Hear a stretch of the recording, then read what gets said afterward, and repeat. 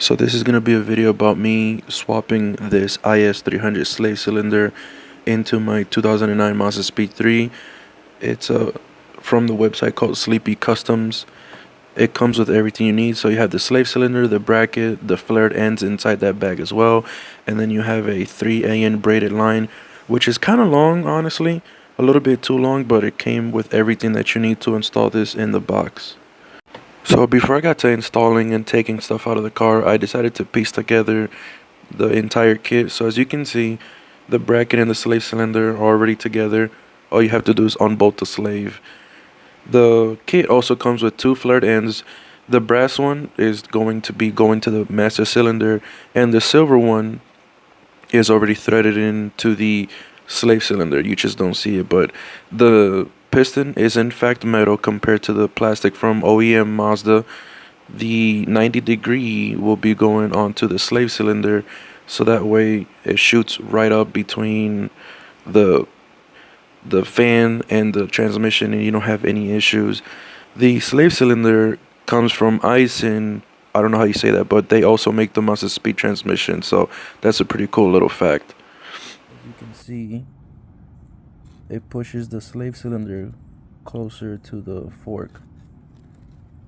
That way you don't have the problems with the slave cylinder popping out. See, so when I changed my clutch a couple weeks ago, this is my solution to the IS300 slave conversion kit at the time, because I was waiting for it. So if you see it, I made my own bracket, and then I used a stud here for the transmission, and then I used another stud here which I had to cut short. And holding the slave cylinder, it's a M6 5mm Allen with a nut on the end on both sides over here, so be able to hold it. And it held fine for the last 275 miles, no problem. And I angled the bracket a little bit downward, so when I actuated it, the slave cylinder wasn't gonna be popping out of place and overextending. But like I said, it did the job for the last 275 miles, no issues. Like I was saying earlier, you just thread this in.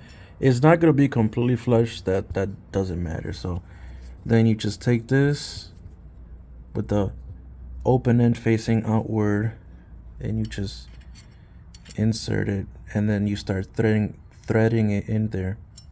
I had a little problem, right? When you mounted this to the transmission, and then this bracket already comes threaded in on this piece. So when you try to thread in the stud through here and go into the transmission, I think the thread was a little different because it wouldn't let me go in. So I just took a 5/8 step drill bit, made the hole a tiny, like a very small amount bigger. That way this could just go straight through, but you still have a lot of contact, so you don't have any problems threading into the transmission. Well, let me get this out the way real quickly. My old slave cylinder, if I can push it somewhere. Alright, so like I said, you just thread this in. Make sure it's not going to be completely snug. So here we go. So this is the issue that I was having. The issue that I was having was obviously open-ended outward. I was threading, it would thread in to the metal bracket, my bad. It would thread into the metal bracket right here.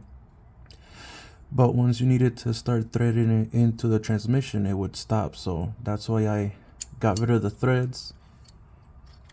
And now you should just be able to go ahead and finger tight take this one and completely bottom it out, and it should look something like that. Now once it looks like that,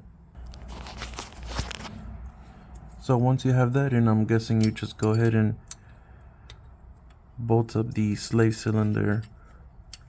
I can't do it one-handed, but it should look something like, let me see.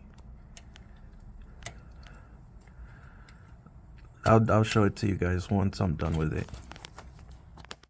So after tightening down the slave cylinder and everything, it should look something like this. Now it's just time to take out the old slave and replace the line with a braided line.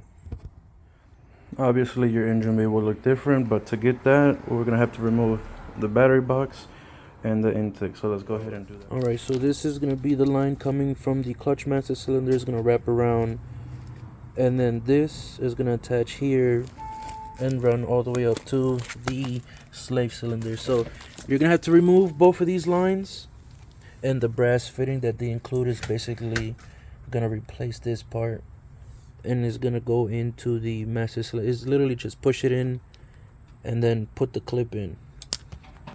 So basically it's gonna look something like that.